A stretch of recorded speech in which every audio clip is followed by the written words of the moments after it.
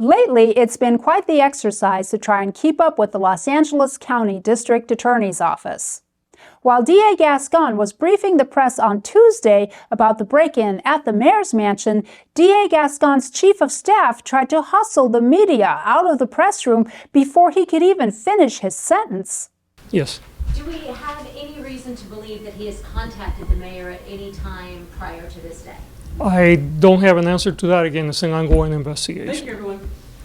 The media barely got in a word edgewise, asking questions. And the sentiment in the briefing room was how there was suddenly so much crime. Yes, sir. Yeah, it's only Tuesday. The week's off to a pretty rough start here in LA County with the break-in at the mayor's house. We've had the shooting of a deputy, and the brutal murder on the metro train. What's your general message for Angelenos? So we're wondering. Look, we're charging these cases aggressively. You will hear about the other two cases tomorrow. They have not been formally presented. I mean, when was the last time we heard that the mayor who runs the second largest city in the United States had their house broken into? In case you haven't had a chance to keep up, last weekend we had an active shooter in Marina del Rey. On Sunday, there was a break-in at Getty House where Mayor of Los Angeles Karen Bass lives. Mayor Bass was home with family members when the break-in occurred. There were actions while he was inside the property that are consistent with the fact that he knew that this was the president, that there was a mayor's home, and that he was looking for her. This is the second time Mayor Bass had her home broken into in 3 years.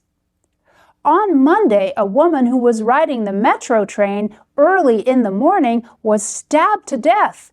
And on the same day, Los Angeles County Sheriff's motorcycle deputy Samuel Ispura was shot in the back while sitting at a stoplight. The bullet punctured his bulletproof vest, and thankfully Ispura survived the ambush-style shooting. The suspect, Raimundo Duran, who shot Ispura, is a gang member with a lengthy, violent criminal history. On Wednesday, Nathan Hochman, who is in the runoff to unseat DA Gascon, published a social media post stating Raimundo Duran should have been in prison and that DA Gascon failed to pursue a strike enhancement on a manslaughter conviction. As a result, Duran only served 1 year when he should have served 6 years in prison. Hochman also states, and I quote, 7 months earlier, Duran committed a hit and run and led police on a televised chase while he was wanted for a parole violation.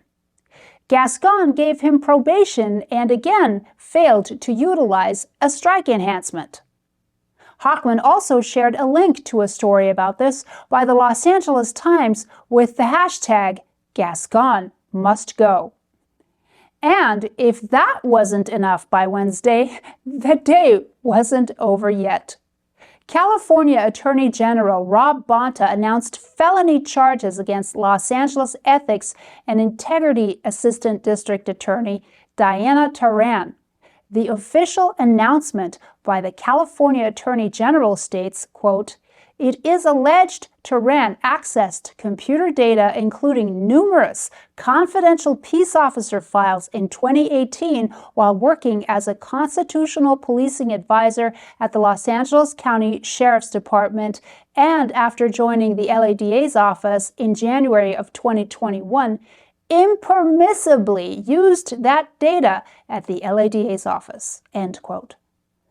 Deputy DA John McKinney, who was a primary challenger to unseat Gascon and ran the Major Crimes Division at the LA County DA's office and has now endorsed Hochman, had an earful for Diana Taran, who he says is being charged with 11 felony counts for unlawful access and use of protected information.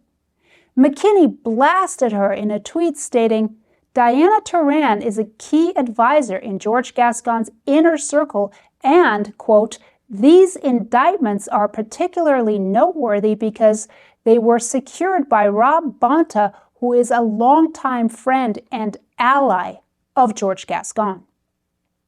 Other than that, my fellow Americans, it's puppies, kittens, and soap bubbles here in Los Angeles.